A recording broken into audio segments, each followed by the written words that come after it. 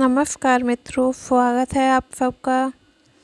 आज हम आपको एक बहुत ही रोचक कहानी सुनाएंगे। आप वीडियो के अंत तक बने रहें, हमारी कहानी को सुनें और इसे समझें।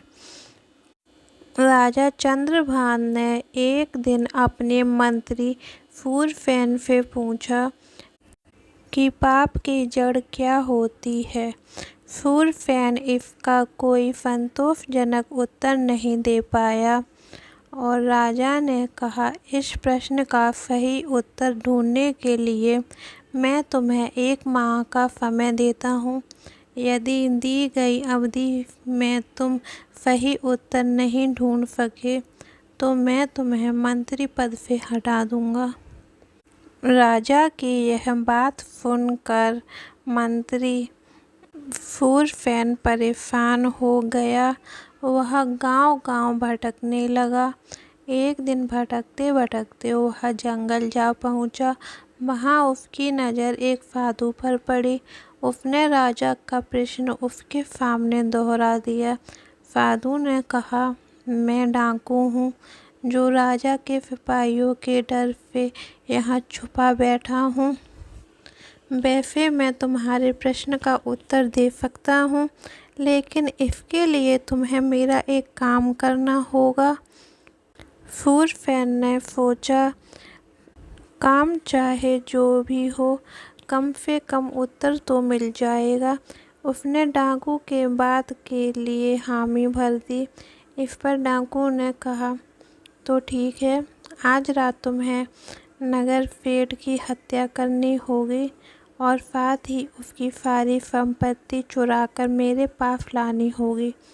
यदि तुम यह काम करने में सफल हो जाते हो तो मैं तुम्हें प्रश्न का उत्तर बता दूंगा। शूरसेन लालच में आ गया। उसे अपना पद जो बचाना था, शूरसेन उसके लिए तैयार हो गया और जाने लगा। उसे जाता देख डाकू ने कहा, एक बार फिर सोच लो, हत्या व चोरी करना पाप है। शूरसेन ने कहा, मैं किसी भी हाल में अपना पद बचाना चाहता हूँ और उसके लिए मैं कोई भी पाप करने के लिए तैयार हूँ। यह बात सुनकर डाकू ने कहा, यही तुम्हारे सवाल का उत्तर है। पाप की जड़ होती है लोभ के पद में आकर तुम ही हत्या और चोरी जैसा काम करने के लिए तैयार हो गए। इसी के वशीभूत होकर व्यक्ति पाप कर्म करता है। शूरसेन ने डाकू का धन्यवाद किया और महल की ओर चल दिया। दूसरे दिन राज दरबार में जब उसने राजा को अपना उत्तर बताया तो राजा उसकी बात से प्रसन्न हो गया। उसने मंत्री को ढेर सारे स्वर्ण आभूषण देकर सम्मानित किया। पूरी कहानी में हमने समझा कि पाप की जड़ क्या होती है। यह एक राजा और मंत्री की कहानी है। इसमें आपको समझाया गया है कि पाप की जड़ क्या होती है और व्यक्ति कैसे पाप करने से बच सकता है।